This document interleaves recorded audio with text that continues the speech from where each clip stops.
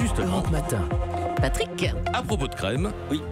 et il vaut mieux être la crème que le plus tarte, pourquoi le gag de la tarte à la crème et pourquoi cette expression pour signifier une banalité, Philippe Vandel? J'en parle parce que j'ai trouvé dans le JDD cette analyse de la politique africaine du président Macron. Je cite, il a fait la même chose que ses prédécesseurs, un discours fondateur adressé à la jeunesse. C'est un peu la tarte à la crème. Autrement dit, du vu et revu. Et vous connaissez Noël Godin, l'entartreur, qui avait déjà pris pour victime BHL ou Jean-Luc Godard. D'où vient ce gag? Laurel et Hardy?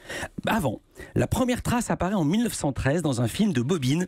C'était les premiers films de l'histoire du cinéma qui durent une dizaine de minutes. Ce film était intitulé A Noise from the Deep. Son créateur, Roscoe Arbuckle, dit Fatty Arbuckle. En gros, c'était une des premières stars d'Hollywood. Ces films étaient tel succès que la Paramount lui avait offert le premier contrat record, 3 millions de dollars pour 3 ans. Jamais un acteur n'avait encore touché autant d'argent.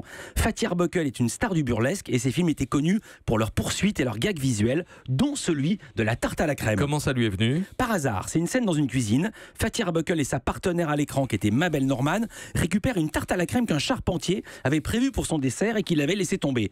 Dans le scénario, Mabel Normand doit envoyer la tarte à la crème à un comédien, mais elle vise très mal et la tarte s'écrase sur le visage d'un autre acteur. L'effet comique est irrésistible, au point qu'Arbuckle, ça fait rire Géraldine Vosner, improvise une bataille de tartes dans la foulée, ça fait rire Thierry aussi. Et à la Projo, la séquence est si efficace qu'il va tout le temps réutiliser ce gag. C'est pas fini. Le gag a ensuite été repris dans le cinéma muet des années 20 et 30, Charlie Chaplin, Laurel et Hardy, puis ensuite dans les dessins animés de la Warner Bros, Bugs Bunny, Daffy Duck, bref, on l'a vu partout, une inflation de tarte à la crème qui devient elle-même une tarte à la crème, synonyme de lieu commun. Et le premier acteur qui a pris la tarte à la crème, c'est Ben Turpin, cet acteur qui avait un strabisme, enfin en tout cas qui faisait converger ses yeux. Enfin, vous tapez sur le net, vous voyez forcément son Je visage. le savais, mais il fallait pas que je dépasse. Ah bon, d'accord. Ah bah oui, mais ça dépasse. C'est pas Mais grave. Patrick a tous les droits. d'abord. J'adore. Voilà. Bravo, magnifique. 9h30, Village Média. Info exact.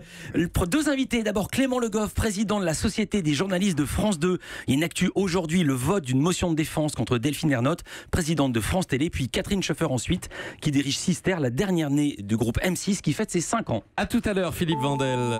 Europe 1.